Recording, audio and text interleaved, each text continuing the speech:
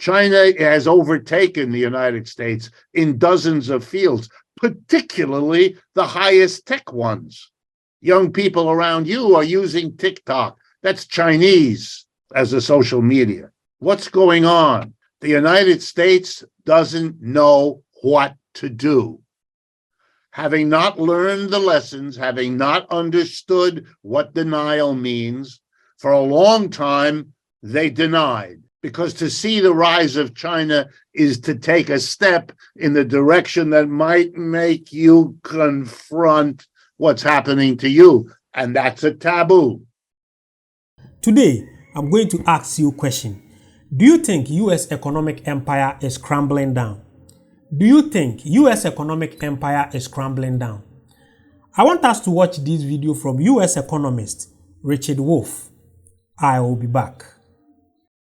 I am going to be describing to you as best I can what the situation is with the United States' economic system, which has a name. It's called capitalism.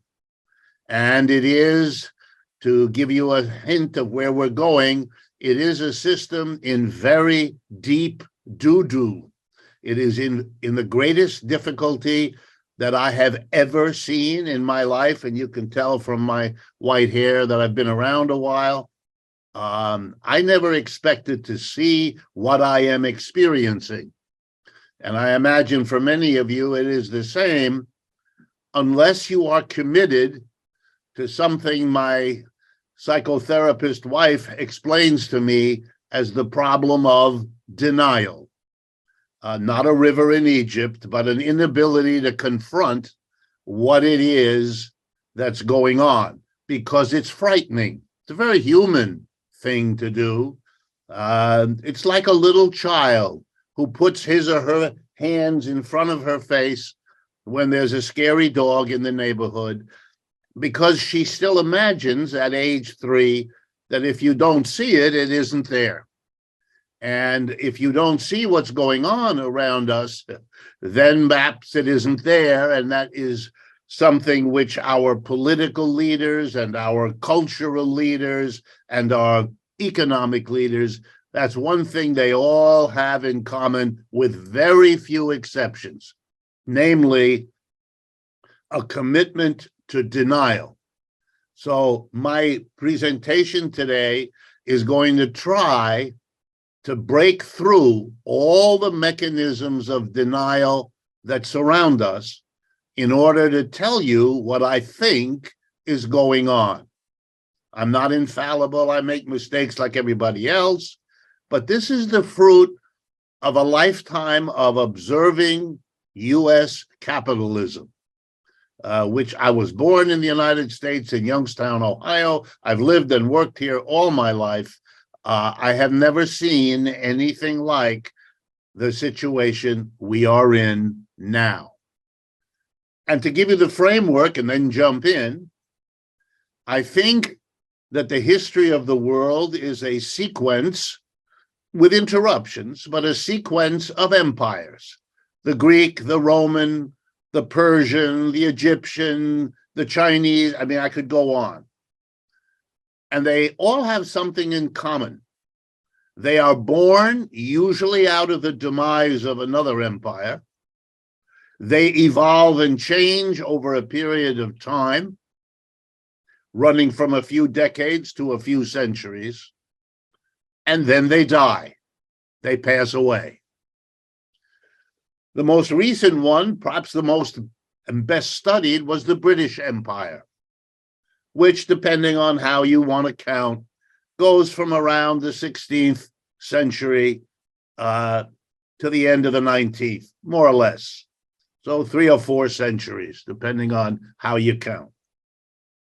And out of the disintegration of the British Empire, literally punctuated by the war, the Independence War that swirled around Boston, right where you are, a part of that empire broke away. And in an important lesson, the empire denied that this was building. even though it was building across the entirety of the 18th century. Denied it. And then in 1776, the denial blew up in its face as the colonists here in this part of the British Empire, by the way, a relatively small, relatively unimportant part of the empire, wanted its independence.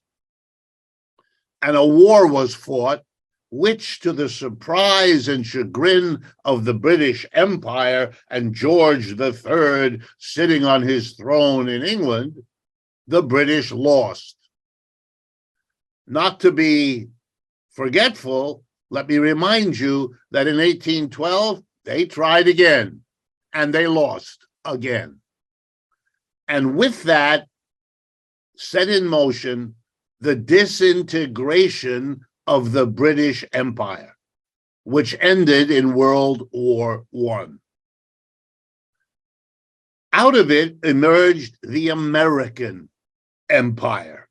American capitalism across the 19th century resolved certain key internal contradictions, holding them back, most notably the bizarre coexistence in this country of a capitalist Northeast and Midwest and a slave South. That was resolved by the willful destruction of slavery by the capitalists. Remember, the Civil War is the expropriation without compensation of the single most important wealth of the South in this country, the slave. The slave was emancipated and thereby the white master impoverished. A very stark disregard for the sanctity of private property. And capitalism, having destroyed its competitor with enormous violence, took off. Starting in 1870, the United States capitalism had a century of economic growth. The most amazing thing is, if you look at the statistics, crude as they are, especially in the early years, the United States grew uninterruptedly for that century, roughly 1870s to the 1970s. Every decade, real wages of workers were higher than the decade before, even across the Great Depression. Profits grew even faster. So you had this bizarre situation, quite rare in the world, of a capitalism that was able to give rising profits to its capitalists and rising wages to the mass of its workers, with, of course, the exception of those workers with the bad luck to not have been born white. Very important that they sink in. Why? Because if you do something like this, if you have a century of economic growth under an economic system like capitalism, it isn't so surprising that you think of the United States as exceptional, because in that regard, it was. If you're religious, perhaps you think God likes Americans better than he or she likes other people. If you're not religious, you will attribute it to who knows what. Entrepreneurship, my professors used to like to say, whatever in the world that's supposed to be. But it was exceptional. And Americans, whatever their other orientations, took on the notion that we live in an exceptional place. And they then really ran with that ball and began to imagine that this exceptionality was somehow inherent, and so it would last forever. It was upward and onward, the American economy, and it would carry our culture around the world to become the world's culture. Our political system would be the model. Our military would push away those backward people who wanted to resist. It became, and I use this word carefully, crazy.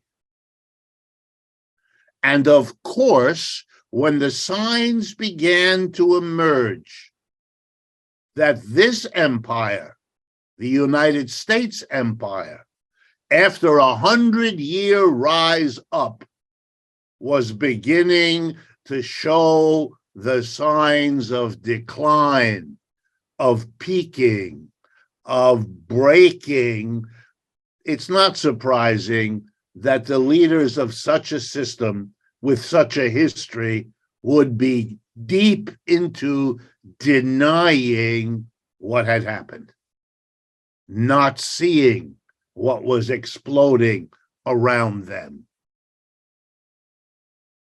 Over the last few days, Americans have been confronted yet again with the level of violence committed every day somewhere in this country by the police against the citizens. And again, there are people who want to blame it on this or that particular policeman or woman, who will not see that this is a social phenomena. It has been going on for a long time, and it is getting worse. It's the same issue. It's the same denial. Okay, what exactly is being denied? Let's begin, and I apologize. I'm going to begin with economics, but that is what I know best, and that is what I have studied all my life. And so if I'm going to be useful to you, I want to share at first what I know best. Over the last 40 years, roughly 1980 to now, we have seen, and all economists of all political persuasions understand this and see it. We all use basically the same numbers, and with a few exceptions, of course, always we come to the same conclusion. Over the last 40 years, there has been a radical redistribution of wealth from the bottom and the middle to the top. And the more top you get, the top 10% have done really well. The top 5%, even better. The top 1%, even better than that. And the top 1/10 of 1%, the best of all. And you know them because in our society, we adulate them. I'm talking about Bill Gates or Elon Musk or Warren Buffett or fill in the blank. You know them. Our culture makes sure you know them. They became much richer. The top 10% became richer all across those 40 years.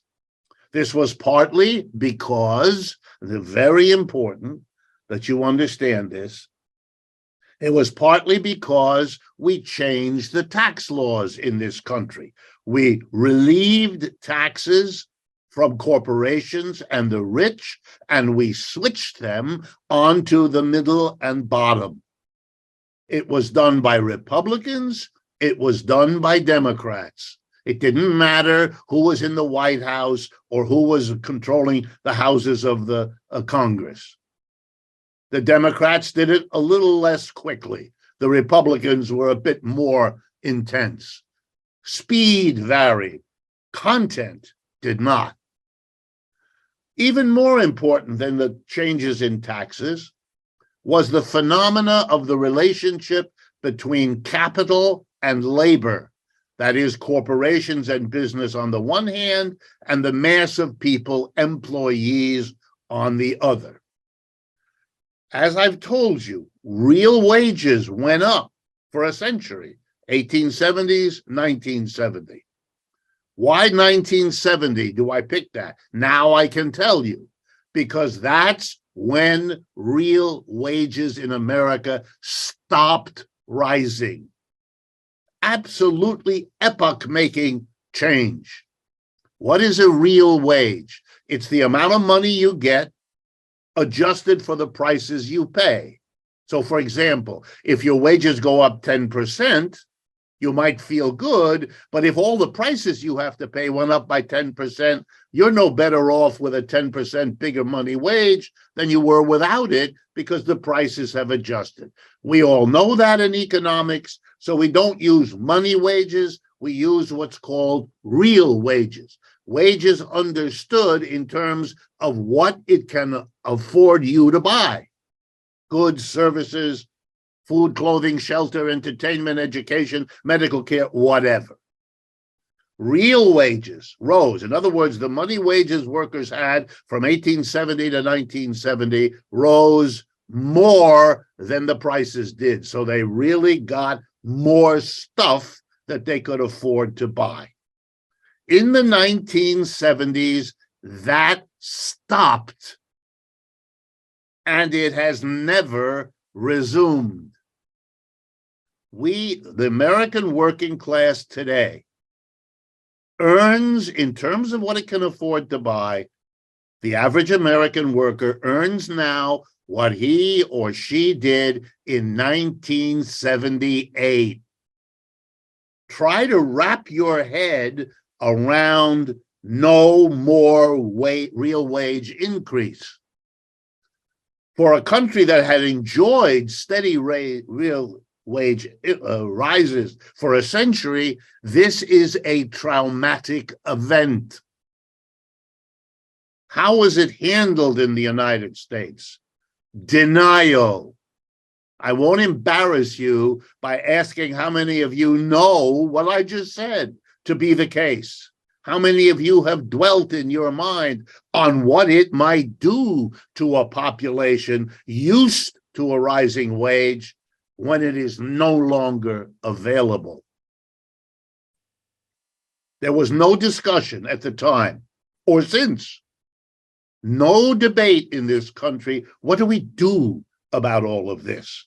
The closest you got were vague gestures in which somebody says, gee, the middle class seems to be fading away, as if this were, I don't know, some sort of cosmic effect, or maybe the result of sunspots or allergies, or who knows what.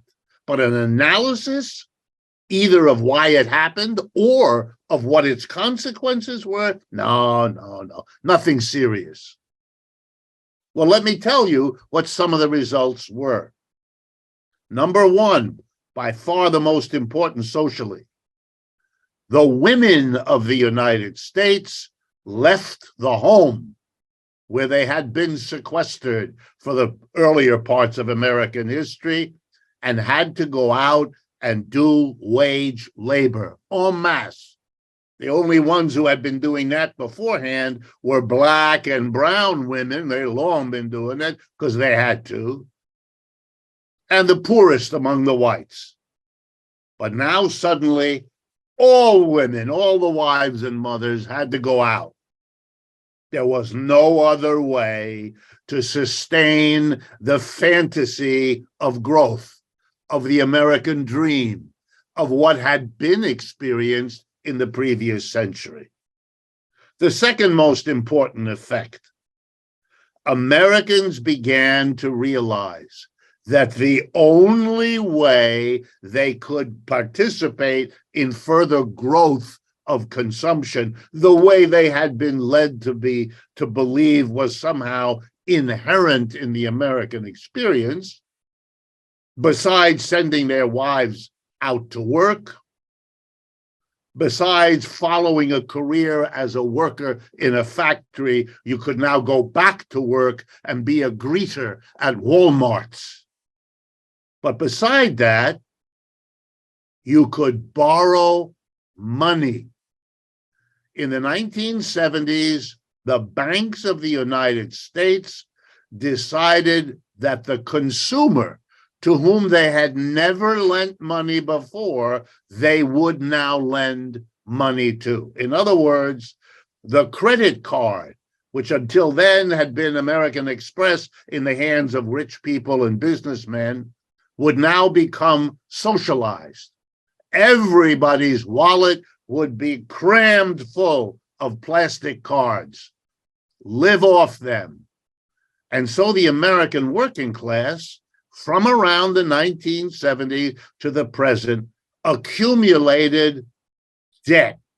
We are a debt-ridden society in the way we never were before. We became pioneers, not in covered wagons going west, but in what we could cram plastic in our wallets. All the growth of consumption in the last 40 years has been based on women's labor, women's earnings, and debt. Families have become much more complicated institutions to survive. If I had more time, I'd go into that with you. We have the highest divorce rate in the world. We put our families under levels of pressure that would be impossible for anyone to sustain. American women consume more psychotropic drugs than any other population on the planet. Why? Because they are druggies? No, because we put them under impossible pressures, which blew up the family, since the mother was what held the emotional life of so many families together. And she was now as exhausted as the husband coming back from her hours of work. The empire's foundation is beginning to crack. Well, you keep assuming more debt, which the American working class did. It borrowed. It had borrowed with government support for its house. That's how mortgages developed. For those of you who don't know, mortgages were never given to working class people to buy a home until the Great Depression. To get us out of the Great Depression, the government took the step of guaranteeing the mortgages so the banks could lend without a risk. Otherwise, they wouldn't have, because they never did. So the American Homeowner Society is a product of the government, not of private enterprise, which was too greedy and too frightened to ever do it. Home loaning, then the car had to be paid for with loans because working class couldn't afford it. Then the credit card, so you could buy everything. And then in the last 20 years, a new indebtedness, the college student. So by now, the family is dying, floating in levels of debt it cannot support because the underlying wage didn't go up, just the debts. And it doesn't take a PhD in economics, although I have that, for you to understand that if the underlying wage doesn't go up, you can't keep accumulating debt, because the time will come, and it's called 2008, and that's why that song is so appropriate, when the credit system exploded. Cracks in the empire. This system is so committed to inequality that not only did it grow over the last 40 years, as wages stopped rising, of course, where would workers' income go? They couldn't grow. Their wages were flat. But they were becoming more productive all the time. The last 40 years are the computer, the robot, artificial intelligence, all of that. Workers' productivity goes up. Workers' wages are flat. Wages are what the employer gives you. Productivity is what you give the employer. If what the employer gives you is flat and what you give the employer keeps rising, guess what? You have inequality. You're taking all your growing output and giving it to one small class of people. Employers are 1%, 2%, 3% of our population, if that. They get it. Even across COVID-19 pandemic, inequality got worse. And what did we do to the working class after we gave them 40 years of losing everything, their families falling apart, their position in American society, their growing wealth, a kind of affirmation that somehow you're doing better? All of it's taken away. Then we hit them with COVID, Then we hit them with an inflation, and now we're hitting them with rising interest rates. Let me frighten you, if I may, if what I've said hasn't done that job already. There is an example in history of another working class over a small number of years being hit with economic blows on a scale of what's happening here. The example is Germany. And here's how it works. In the second half of the 19th century, as the British Empire is declining, the United States is not the only competitor looking to replace the British. There is another one, Germany. World War I defeats Germany. Britain, with its allies, defeat Germany, throw them out of the competition, wipe them out, impose at the end a reparations they couldn't possibly pay. The German working class, which had been built up across the 19th century to believe it was creating a whole new globe. In German, it's called das Deutsche Reich, R-E-I-C-H. That's like the German Empire. And it had, territories in Asia, it had territories in Africa, and so on. All that was smashed when the unthinkable happened in 1914 to 1918. Germany was defeated. The empire was taken away, literally. The British took the colonies in Africa away from the Germans and made them British colonies. Everything for them destroyed. It was a trauma for the German working class. It ended in 1918 with defeat. Within 4 years, early 1920, late 22, early 1923, literally a century ago, Germany then experienced the worst inflation in modern times anywhere in the West. In a period of 9 months, the German currency went from 6 Deutschmark to the dollar to 4 trillion Deutschmark to the dollar. Prices doubled over weeks at a time, every hour of the day. Any savings accumulated by a German family, and they were very frugal, were wiped out. 6 generations saving money, had enough money put away to buy a quarter pound of butter. They were done. And 5 years after that, in 1929, the Great Depression hit Germany. It was too much. You cannot hit a working class, even the German working class, which was the best educated, most productive, and most progressive working class anywhere in Europe. No contest. Even that, it was too much. And in 1932, those German people, overwhelmed by what they had been put through, turned around and supported a little Austrian with a black mustache, Adolf Hitler, and you know the rest of the story. Don't be surprised that we have a resurgence of white supremacy, that we have characters like Trump, that we have all of. We're just living out, here we go, the same sad scenario. Denial, not explaining to people the foundation of what they're assuming, not talking honestly about its disappearance, the cracks, what it means when your empire has that fun ride up begin to be replaced by the much less fun ride down. We're in very deep trouble. 2 or 3 examples, and then I'll move on.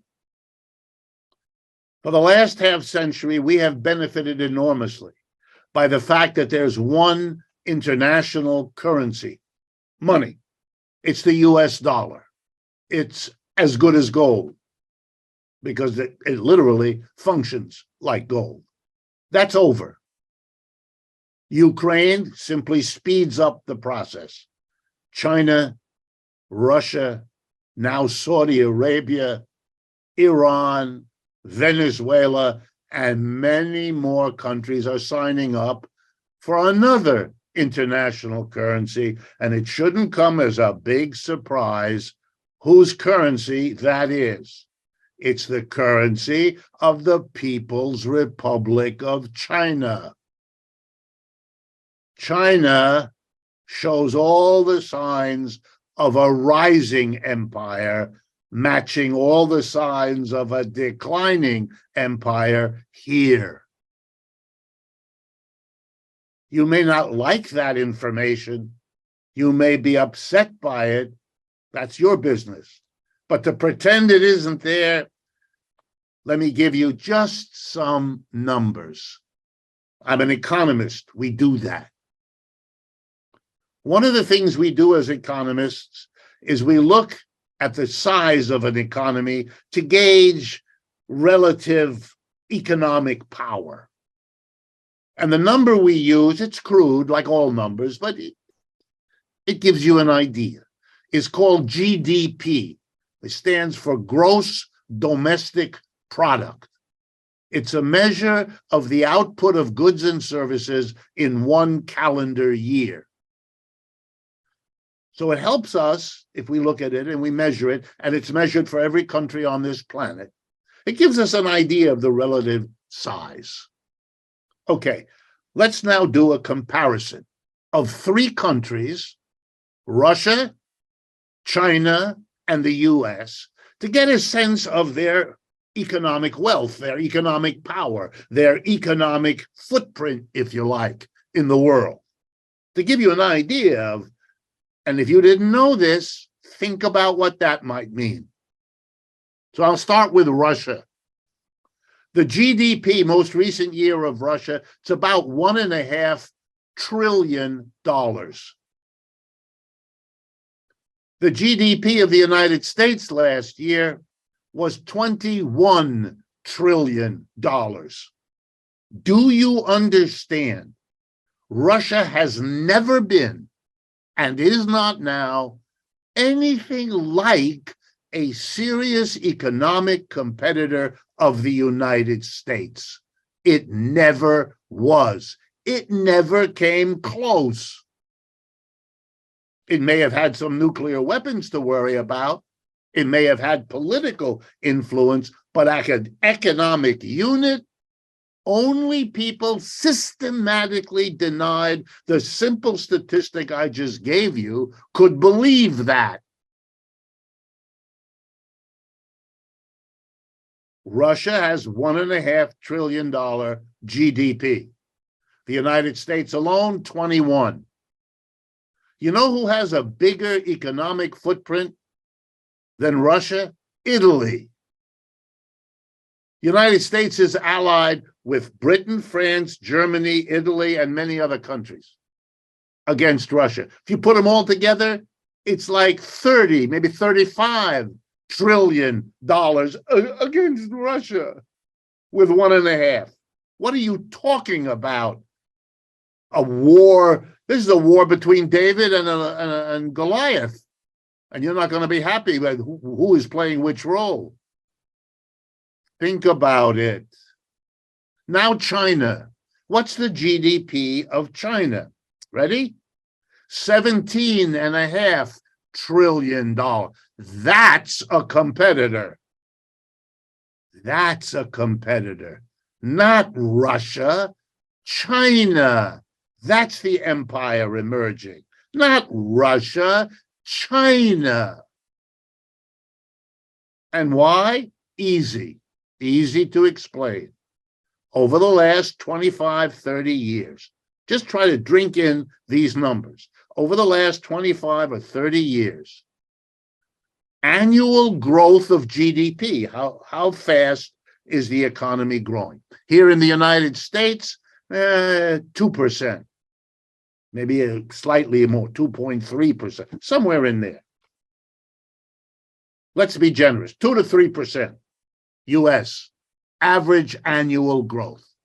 China, average annual growth, 6 to 9%. End of conversation. That's why China went from being one of the poorest countries in the world to being the competitor of the United States, one of the richest. You know what it's like? It's a story a little like the colony in North America being a place for furs and then becoming the new empire, so that the roles between between Great Britain and its colony were reversed. Now Britain is our colony, as any honest appraisal of the relationship between these two countries would immediately acknowledge. In Britain, one of the most common jokes you can hear is that when the United States tells Britain to jump, the response of Britain is, how high? It's a question. China has overtaken the United States in dozens of fields, particularly the highest tech ones. Young people around you are using TikTok. That's Chinese as a social media. What's going on? The United States doesn't know what to do. Having not learned the lessons, having not understood what denial means, for a long time, they denied. Because to see the rise of China is to take a step in the direction that might make you confront what's happening to you. And that's a taboo. Wow. Finally, the United States figures it out. And what does it do? As if it learned nothing from its history? It tries warfare. It tries to slow down, to stop, maybe even to reverse history, just like Britain did.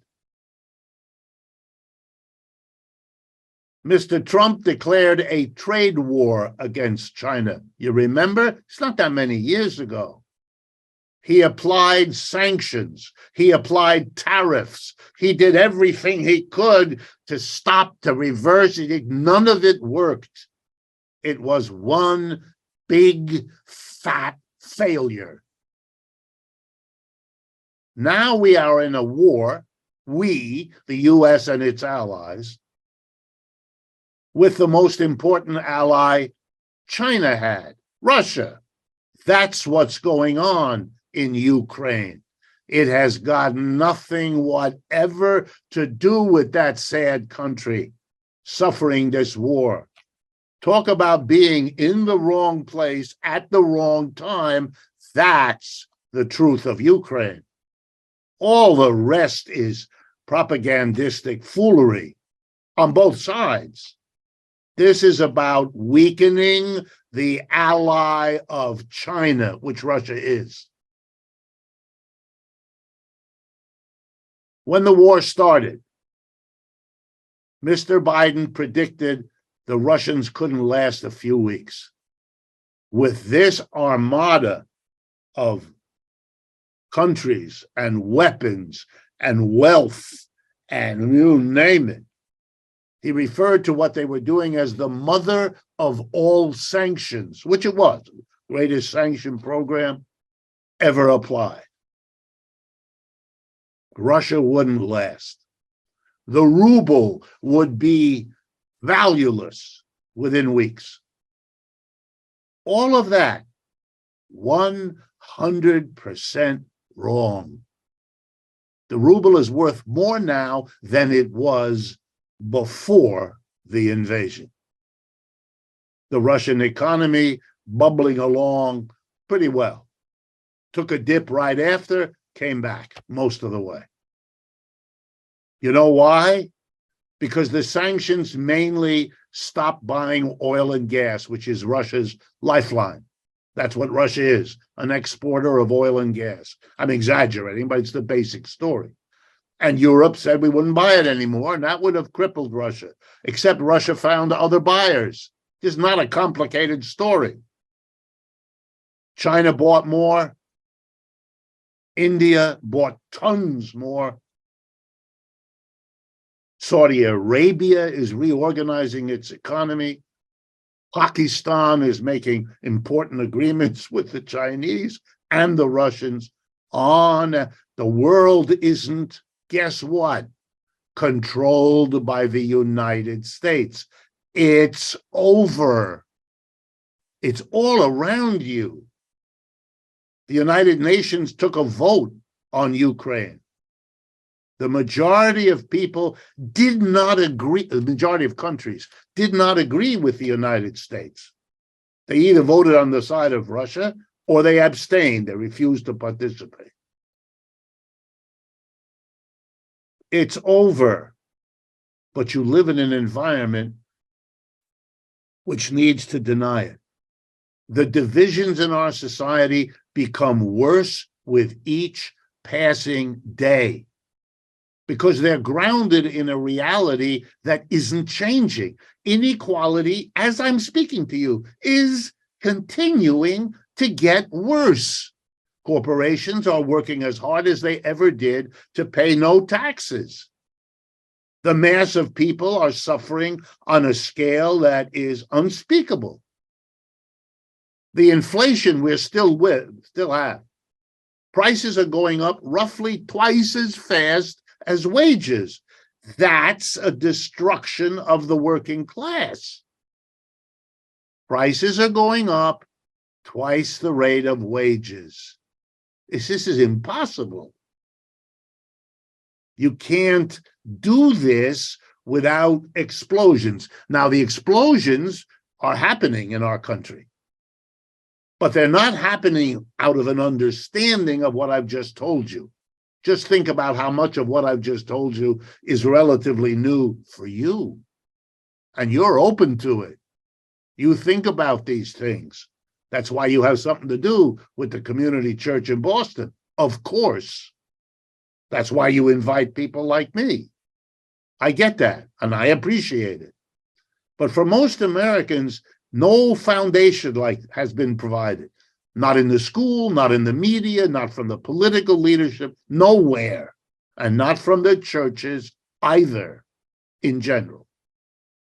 So they explode how? By taking it out on one another. Crime, bitterness, resentment, a politics of scapegoating. I mean, how else explain preposterous notions that become serious? This is a country, United States, of 325, 30 million people. The biggest estimate I've ever seen of undocumented immigrants in our country says 10 million. Okay. There's no way 10 million of the poorest people there are, immigrants from Central America, are the cause of the difficulties of a capitalist economy of 330 million people. That's silly. That's on a level, that an elementary school kindergarten kid wouldn't come up with something as off the chart as that. But we have serious politicians pandering to the political notion that we have a serious problem at our borders. Actually, we do. If you talk to corporate executives, as I do, the biggest problem for the last 6 months, guess what? It's called, ready? Labor shortage. Gee, you know how we're going to solve that? By bringing in immigrants, which is what they want. They don't know how to do it politically yet. They're working on that. But the politicians still have the upper hand. It's a wonderful way to pander to a desperate political mass. Elect me and I will build a wall so they can't come in. What? What? That's so nonsensical. By the way, it never works, but besides that, it's nonsensical. It just shows you. Or to be angry at black and brown people, as if they're your problem. What are you doing? What is this craziness? You're desperate. I understand that. You've been suffering. You have. You have a right to be angry and upset. No question. You do. You have been screwed in this system, having been led to believe by those 100 years that the opposite was waiting in store for you. Instead, you're being slapped and whacked and deprived with no end in sight. I teach at the university. I'm surrounded all the time with people in 18, 19, into their 20s. They are not happy, this generation. They don't see good jobs. They don't see good futures. They don't see any of it. They were led by their parents and this culture to expect what they now know they're not going to get. And they want some answers too. The most recent Gallup poll indicates that a majority of Americans polled randomly, 35 years of age and younger, when asked, would you rather live in a capitalist or a socialist economy, the majority say socialist. You know, after half a century of ideological pressure against everything social that I grew up in, I'm a product of that. This is amazing that the point of view could be twisted like this. And when you talk to students, as I do about this all the time, I quickly learn this, the polling is correct, but it's not that they like socialism. They haven't a clue what it is. Those votes, that polling is because they are angry at capitalism. They know that that system is not for them. Socialism, I mean, let's try that, but it's not that they like socialism. It's that they don't like capitalism. But that has to be faced. I'm not making these numbers up. You can't come away from what I've just said with an imagination that all is well in this empire. But I'm not done. I'm not done. The level of political battle in this country is fierce. Republicans and Democrats attack each other. Literally. January 6th of last year, it was physical. They wanted to kill Nancy Pelosi or Mike Pence or whoever they got in their confused mind pegged as the enemy, the scapegoat, the one who did bad. Now we're blaming Russia. What? Russia invaded. I've been a victim of war in my own family, in my own life. I'm against war. War's no way to solve problems. The Russians could have done something else, should have done something else. I get that. But like with every war, you have to ask, why did it come to this? Russians have suffered from war as much as any other country in the last century.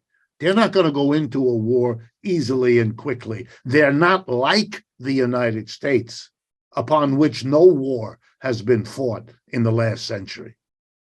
Both world wars killed more Russians than anybody else. They know. They know.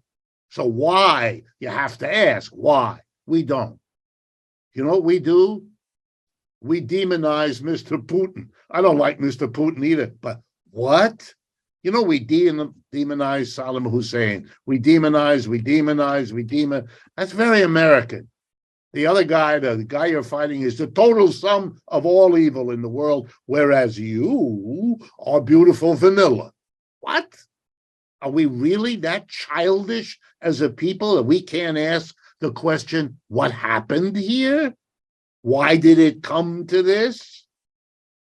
You know, throughout the whole time of the Soviet Union, when we were told we were in a great struggle between capitalism and socialism, we didn't have a war between those two countries. Now we have a war with, when did it happen? After Russia stopped being socialist, went back to capitalism, and now we have war. You know what the big wars in World War I and II were? They were among capitalist countries.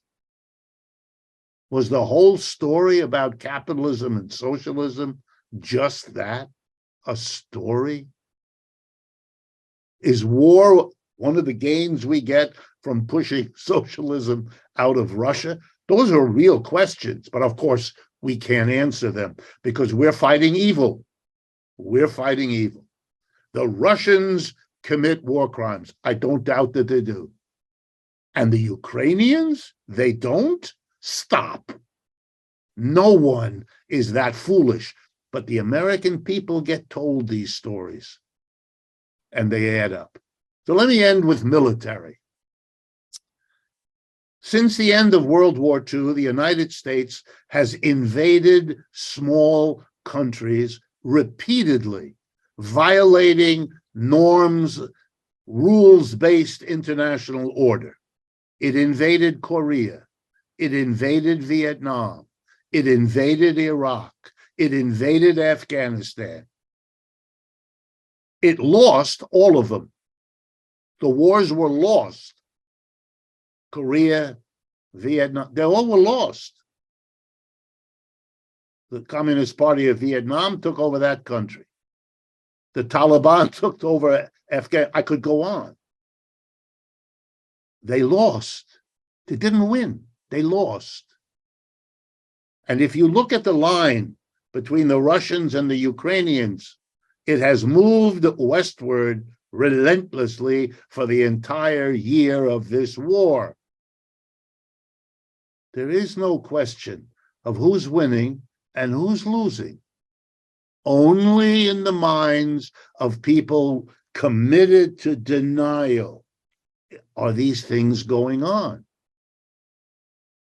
I'm not asking you to endorse either side in this war. I'm not asking you to endorse China or the Chinese system. I'm just asking you, and I do this with all my public speaking, I'm asking you, look at the reality you have in front of you. Don't be afraid. The danger lies in denial, not in facing it. And if we face it, there is a lesson to be learned from the British Empire. After 2 attempts to militarily force the United States back into the British Empire, after those 2 efforts had failed, the British Empire stopped trying and decided instead to try to work out a relationship with the United States, which it did. Not the greatest job, but did a pretty good job. The biggest waffle came in the US Civil War when the British seriously considered siding with the South. They didn't, but they came close. After that, though, once they could see who won there, they went with the winner. A very courageous move once the war was over. But maybe we have to learn that we have to live with the People's Republic of China. It has virtues. We could learn from them, just as they could learn from the United States. And that would be a better plan than what they're doing now. The American 7th Fleet is in the China Sea. There is no Chinese fleet on our border. We are there. We are there. We are threatening them. We always have. This is a country that is now our economic competitor. Its global political reach is extraordinary. And it has 4 times the number of people we do. And now that they're closely allied with India, you're talking about the 2 largest countries by population on this planet. You better come to terms with them because the prospect of defeating that in a war, that's a war everybody loses. So you don't have that option unless you're crazy. Denial is never a good idea. Among psychologists, here's a truism. We all suffer traumas, particularly when we're young, children. And a trauma is bad. But a trauma that's denied, a trauma that can't be spoken, a trauma that can't be discussed is always much worse. You figure that out as you get older, and maybe you can go and have a therapist help you return to that trauma to do the work of working through it that you couldn't or didn't do when you were younger. That's the premise of much of modern psychotherapy. But it applies here too. We have to stop the denial and face what is going on. Otherwise, we are going to get ourselves into one mess after another. And who's going to do it? The corporations that are profiting from this system? Unlikely.